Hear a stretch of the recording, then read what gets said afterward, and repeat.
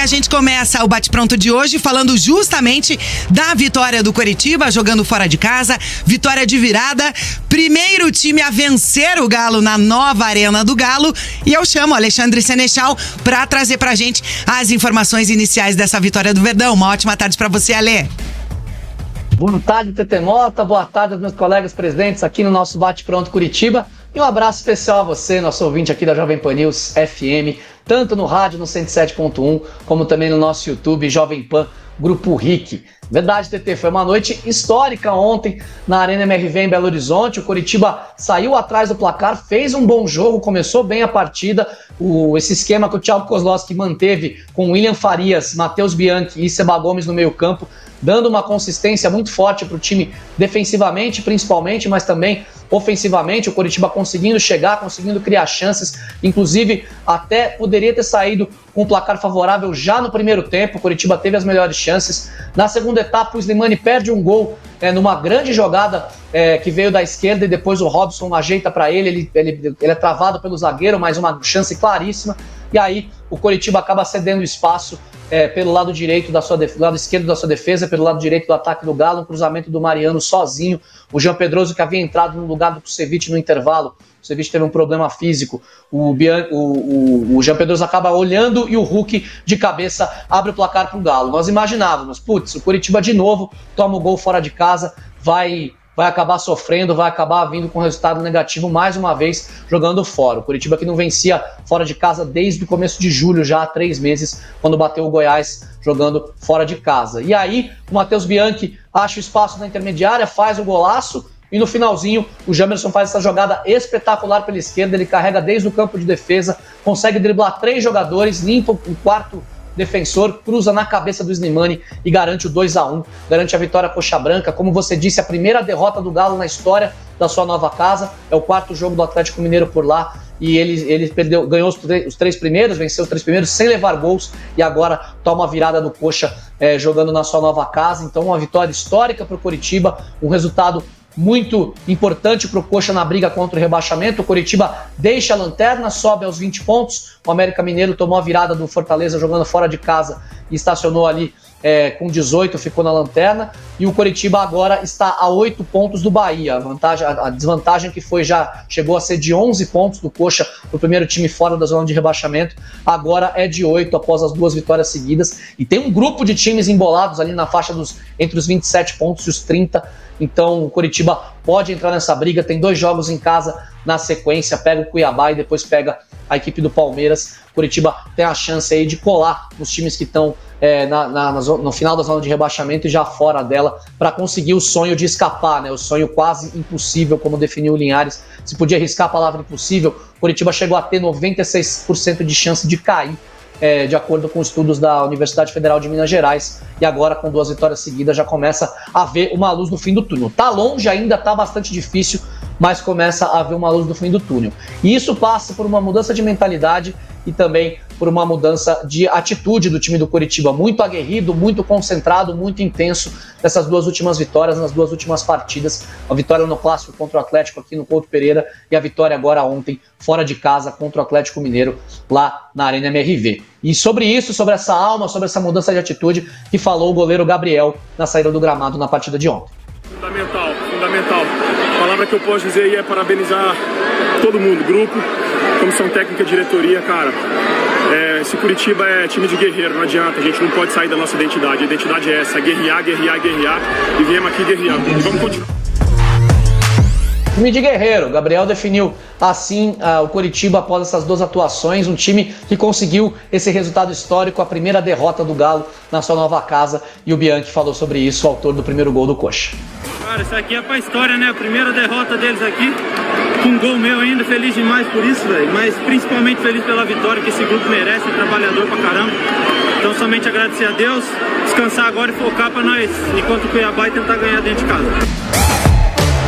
Matheus Bianchi eleito PAN da partida ontem, uma votação também histórica para PAN, porque eu votei no Robson, fez uma excelente partida. A Jana votou no Matheus Bianchi, o Elísio votou no Thiago Kozlowski, e aí o Tarcísio Bart, que estava na nossa central técnica, decidiu, votou no Matheus Bianchi. O Matheus Bianchi foi eleito pano da partida, autor do primeiro gol do Coritiba, e um jogador que vem sendo fundamental, né? Na ausência do Bruno Gomes machucado, com o Samaris, que chegou para resolver, digamos assim, o problema no meio campo e virou reserva, com o William Farias sendo o primeiro volante. O Matheus Bianchi tem sido muito importante, foi muito bem contra o Atlético no Clássico Atletiba aqui no Paraná, marcando e anulando o Fernandinho por grande parte do jogo, e ontem, de novo, muito intenso no meio campo, sendo a válvula de escape do Coritiba, e conseguiu esse gol que tirou o Coritiba do sufoco, o empate lá no segundo tempo, logo após tomar o gol do Hulk, que o Coritiba tinha saído perdendo por 1-0, e aí no finalzinho o Slimani, o homem-gol do Coritiba, 3 gols em 5 partidas, acabou definindo. O Coritiba vence fora de casa depois de 3 meses, vence 2 seguidas também depois de 3 meses, e já começa a sonhar em escapar do rebaixamento para a segunda divisão do ano que vem. E o nosso ouvinte Cláudio Siriaco lembra que o Coritiba foi o único time que venceu na 25ª e 26ª rodada. Interessante. Esse é Obrigada, Cláudio. Um dado legal, né? O Slimani, o SofaScore ontem soltou uma publicação sobre ele, né, Leandro? Não sei se chegou a ver. Que ele é o segundo jogador, ele é o vice-líder, né, do Brasileirão desde o período que ele estreou, com mais participação em gols. 5 jogos, 3 gols, uma assistência, 102 minutos para marcar um gol. Praticamente todos os gols do Coritiba ele estava em algum momento ali participando, né? Então, assim, é um cara que é o que a gente falou muito quando rolou toda essa negociação, quando ele efetivamente veio, né? Ele não é o jogador que vai carregar a bola, fazer uma jogada genial e fazer um golaço. Ele é o finalizador, Só que ele é o cara que não vai perder gol. E você vê, a seleção da Argélia convocou ele, né? Agora tem data FIFA, né? Ele não tinha se aposentado efetivamente da seleção argelina ainda, né? Mas, pô, ele é o maior artilheiro da história da seleção argélia, né? Mas não sei se ele tava nos planos da seleção da Argélia, exatamente, né? No momento que ele tava vivendo, por conta de uma renovação até, né? Ele tava bem no Anderlecht, ele tinha ido pra seleção em junho, só que na última convocação ele não tinha ido já. Agora ele volta a jogar, volta a decidir e volta pra seleção também. Porque isso deve estar repercutindo lá na Argélia de alguma forma.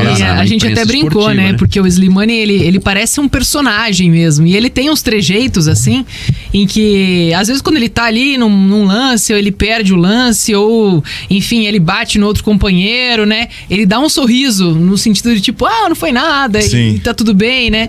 E até quando ele levou uma dividida ali, que parecia que ele tava sofrendo de dor, ele sorri também. A gente até brincou, até na dor ele sorri, né? Então ele é um cara que é bem comunicativo dentro de campo. Ele conversa bastante com os companheiros, né? Mesmo tendo também essa questão do português, mas ele é um cara que acaba também liderando o Coritiba ali no ataque. E ele é bem voluntarioso, mesmo sendo um cara mais produtivo quando tá posicionado lá dentro da área. Foi assim que ele conseguiu fazer o gol. Ele acompanha muito os jogadores ali, né? Tem uma boa visão de jogo, tentando ajudar o tempo inteiro, e no primeiro tempo também ele participou bastante das jogadas, tanto com o Vitor Luiz ali pela esquerda, quanto pelo Robson também, que conseguiu criar algumas oportunidades para ele. Então parecia que o gol estava amadurecendo, né? Claro que foi com emoção, foi no segundo tempo, foi depois do Coritiba ter sofrido o gol, mas foi interessante até o fato do Coritiba conseguir, né, uma virada, porque eu acho que mostra justamente essa postura coletiva do time, né, de não abaixar a cabeça, de não deixar, né, de sentir um balde de água fria, né, quando tomou o gol ali do Galo, que é um time, claro, letal, que quando tem qualidade para definir, quando tem a oportunidade vai fazer. Quando o Hulk fez o gol, o Coritiba 5 minutos depois já conseguiu responder e reagir. Eu acho que o principal é isso aí, né, Jana? É a questão de que o Coritiba, muitas vezes, em muitos jogos do Campeonato Brasileiro, seja com o Zago, seja com o Kozlowski, levava um gol e morria. Isso. Morria. Né? Tava esperando o apito final. E essa tudo bem, são apenas 5 vitórias, mas essa é a segunda virada, né?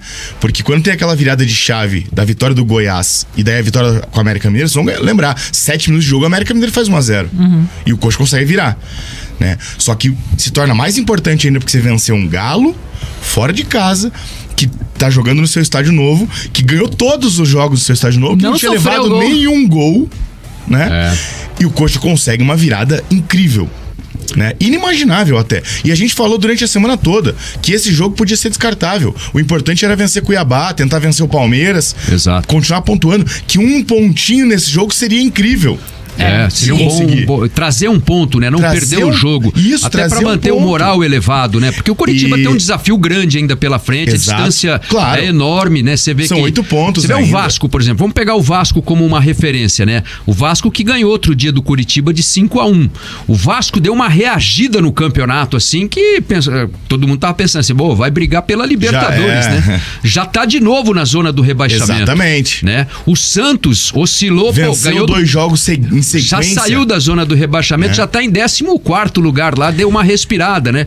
Que jogo fizeram Bahia e Goiás. O Inter que estava perigando, já ganhou o jogo ontem, um clássico importantíssimo, que vai dar moral e é natural então, que dê. Assim, é uma gangorra, né? Então, o Vasco, por exemplo, já tá na zona do rebaixamento de novo, depois de uma reação espetacular. Imagina o impacto que isso vai causar no time do Vasco agora para a sequência do campeonato. E o impacto que essa vitória, né, essas duas, causam no elenco do Coritiba, né? Dos caras confiarem neles mesmos. Claro. Eu acho que foi importante por causa disso. Você vê, o Matheus Bianchi fez um golaço rapidamente, ontem, né? Linha. E ele foi um cara fundamental nessa reação do Coritiba. Você vê o padrão, né?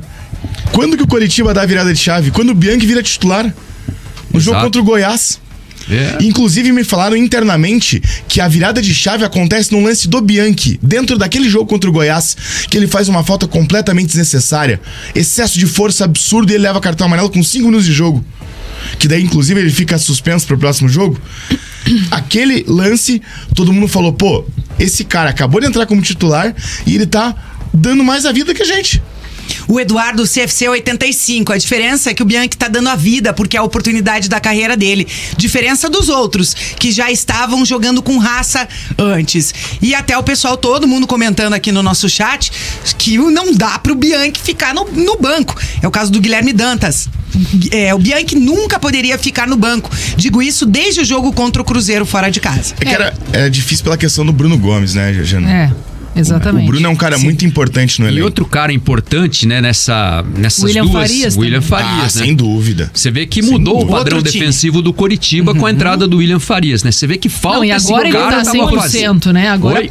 Tá jogando muito, cara. Tá mesmo. Não, então, e você vê que falta esse cara tava fazendo desde o início do campeonato, né? Porque ele tem uma característica muito diferente de todos os outros do elenco. Porque além de... Existem vários jogadores no Coritiba com liderança, né? O Gabriel é um cara que é líder, o Kusevich é um cara que é líder, o Henrique é um cara que é líder. Só que dentro de campo não tem comparação entre eles e o William Farias. O William Farias é muito líder, ele é muito capitão mesmo. Ele é aquele cara que fala com o adversário, que fala com o árbitro, que orienta os companheiros e que tem muita moral ali dentro. Fora que, defensivamente, o quanto ele ajuda é um absurdo. Ele tem, né, toda essa maturidade também, né? Porque o Robson, por exemplo, levou cartão amarelo também ontem, né? Porque eu acho que ele tava tão naquele ímpeto e aquela coisa, né, de tentar fazer o Coritiba deslanchar, que às vezes tinha um pouquinho de excesso ali em algumas jogadas. No momento em que ele tira o Robson, já no final do segundo tempo, e aí entra o Andrei, a visão que a gente tinha era que o Coritiba queria segurar o empate, né? O empate estava de ótimo, né? Seria um ótimo resultado, estava de bom tamanho, mas claro que pelo que o Coritiba criou, merecia até a vitória, né? E aí o gol vem no momento em que entra lá o Jamerson, que não vinha muito bem, né? Vinha perdendo espaço no Coritiba e faz uma jogada excepcional. Sim. Então, assim, realmente foi claro que não é uma vitória que vai resolver a vida do Coritiba, mas é uma vitória que dá realmente moral e faz com que jogadores que não vinham, né, com tanto espaço assim, comecem também a ter essa confiança de volta, né? Isso acho que é a base para o Coritiba continuar mantendo essa regularidade nos últimos jogos. E é o básico que o Coritiba precisa, né? Porque ainda precisa vencer o quê? Pelo menos 7 jogos, né? Precisa vencer o próximo. Isso aí. Esse é o próximo. Eu acho que tem que ser isso, né? Não adianta ficar sonhando com 7 vitórias se não ganhar o próximo jogo. Eu falei isso na semana passada em relação a esse jogo do Atlético Mineiro. Dá pra ganhar? Difícil? Ganhou o jogo, pronto. Agora tem o próximo adversário. Tenta ganhar o próximo jogo. E vai assim. O Thiago falou isso na entrevista. Tem que ser assim degrauzinho por degrauzinho pra subir a escada.